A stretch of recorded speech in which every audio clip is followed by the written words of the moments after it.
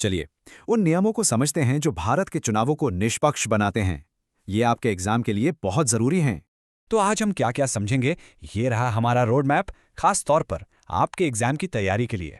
सबसे बड़ा सवाल यही है, क्या मॉडल कोड ऑफ कंडक्ट यानी एमसीसी कानूनी तौर पर बाध्यकारी है? चलिए जानते हैं। तो ये एमसीसी है क्या? सीधा सा मतलब है सभी पार्टियों और उम्मीदवारों के लिए एक लेवल प्लेइंग फील्ड बनाना। और ये रहा सबसे जरूरी पॉइंट आपके एग्जाम के लिए, एमसीसी का कोई कानूनी आधार नहीं है।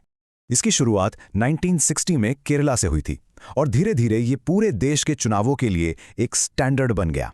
तो चलिए देखते हैं एमसीसी के नियम क्या हैं, खास तौर पर जो पार्टी सत्ता में है। ये सारे नियम इसलिए हैं ताकि सत्ताधारी पार्टी अपनी पावर का गलत फायदा न उठा सके। ये नियम सुनिश्चित करते हैं कि चुनाव प्रचार मुद्दों पर हो, ना कि व्यक्तिगत हमलों या जाति धर्म पर। और हाँ, वोटिंग से 48 घंटे पहले चुनाव प्रचार बंद हो जाता है। इसे इलेक्शन साइलेंस कहते हैं।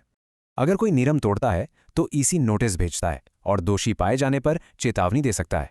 अब बात करते हैं एक बहुत ही कंफ्यूजिंग टॉपिक की, ओपिनियन पोल्स और एग्जिट पोल्स। देखिए, फर्क सिर्फ टाइमिंग का है। ओपिनियन पोल वोटिंग से पहले होता है और एग्जिट पोल वोटिंग के बाद। ये टेबल आपके रिवीजन के लिए परफेक्ट है। इसमें सारे मुख्य अंतर साफ साफ दिए गए हैं। इन्हें रेगुलेट इसलिए करते हैं क्योंकि माना जाता है कि ये पोल्स वोटर्स को अनुचित रूप से प्रभावित कर सकते हैं। याद है, एमसीसी की कोई कानूनी शक्ति नहीं है, पर कुछ उल्लंघनों पर असली सजा हो सकती है। ये कानूनी शक्ति मिलती है representation of the people act 1951 से। ये बहुत जरूरी है। इसका सेक्शन 126A एग्जिट पोल्स पर तब तक रोक लगाता है जब तक सभी फेस की वोटिंग खत्म ना हो जाए।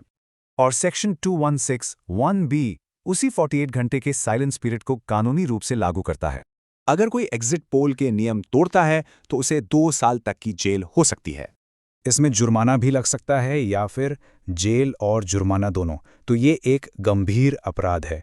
यूपीएससी की तैयारी के लिए और ऐसे ही कॉन्सेप्ट्स को आसानी से समझने के लिए हमारे चैनल फ्रंटलाइन आईएएस को फॉलो करें।